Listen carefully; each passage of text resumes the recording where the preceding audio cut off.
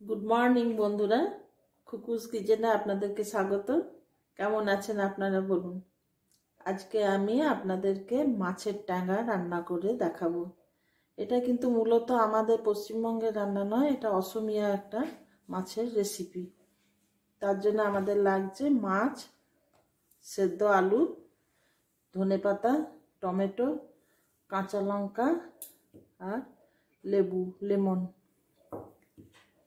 মশলা সেরকম কিছু একটা লাগবে না, নুন হলুদ তেল যা লাগে এই দিয়ে খুব হালকা অথচ স্বাস্থ্যকর একটা রান্না। চলুন এবার রান্নাতে যাই। তেল দিচ্ছি, সর্ষের তেল। এটা সর্ষের তেলে রান্না করলেই ভালো হবে, খুব একটা বেশি তেল দিলাম না। তেল গরম হয়ে এসছে, আমি পাঁচফোড়ন দিলাম।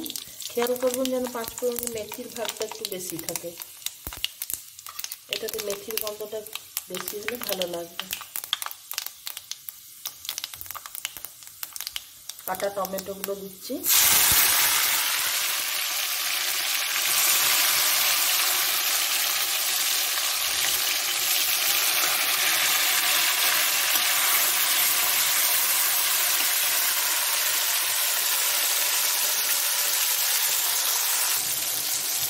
অল্প নুন দিচ্ছি, অল্প না পরিমাণ মতো নুন দিলাম, টমেটোগুলো গলে যাবে।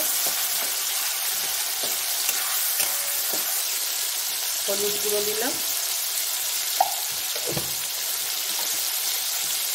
লঙ্কা গুঁড়ো দেওয়ার প্রয়োজন নেই, কিন্তু আপনারা যদি মনে করেন তাহলে দেবেন, আমি লঙ্কা গুঁড়ো দেবো না।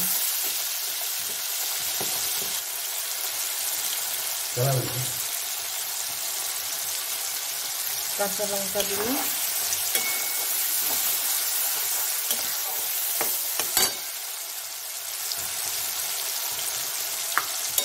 কাঁচা লঙ্কাটা একটু বেশি করে দেবেন।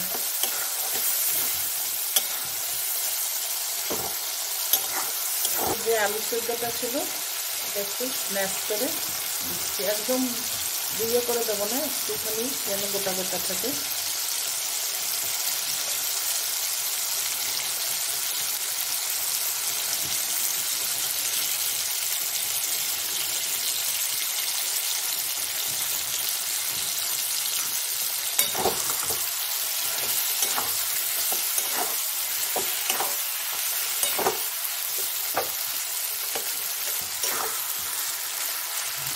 এরপরে বন্ধুরা আমি গরম জল দিচ্ছি। যে কোনো রান্নাতে গরম জল দিলে সেটা খেতেও ভালো হয়, রান্না করাটাও তাড়াতাড়ি হয়ে যায়।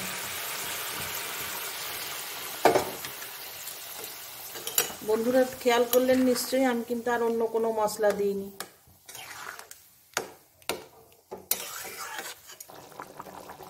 ঝোল ভালোভাবে ফুটে গেছে, আমি এরপরে ঝোল ফুটে গেছে, আমি এবারে মাছ ভাজাগুলো দিচ্ছি।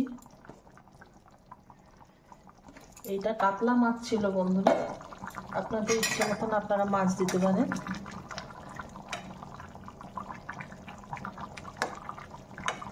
এটা বাচ্চাদের এবং অসুস্থ রোগীদের এটা খেতে খুব উপকারী এবং সুস্বাদুও বটে।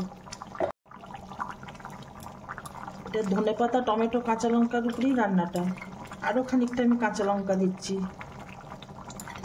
বাচ্চারা খেলে ঝালটা একটু কম দেখে দেবেন, কারণ টমেটো লেবু পড়বে, ঝালটা ঠিকঠাক না দিলে ব্যালেন্স হবে না।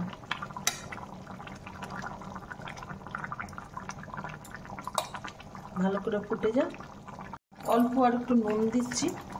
আচ্ছা, নামাবার আগে কিন্তু আমি কাগজি লেবুর রস দিচ্ছি, গ্যাসটা একটু কমিয়ে দিলাম।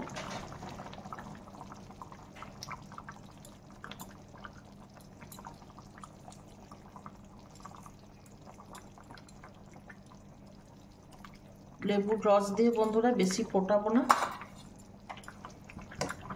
জাস্ট একটা হলে।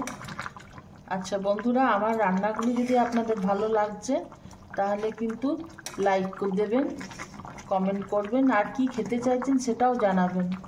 আর নতুন বন্ধুদের বলি, আপনারা আমার চ্যানেলটি সাবস্ক্রাইব করবেন, বেল আইকনটি টিপে তাহলে আমার সমস্ত রান্না আপনারা দেখতে পাবেন।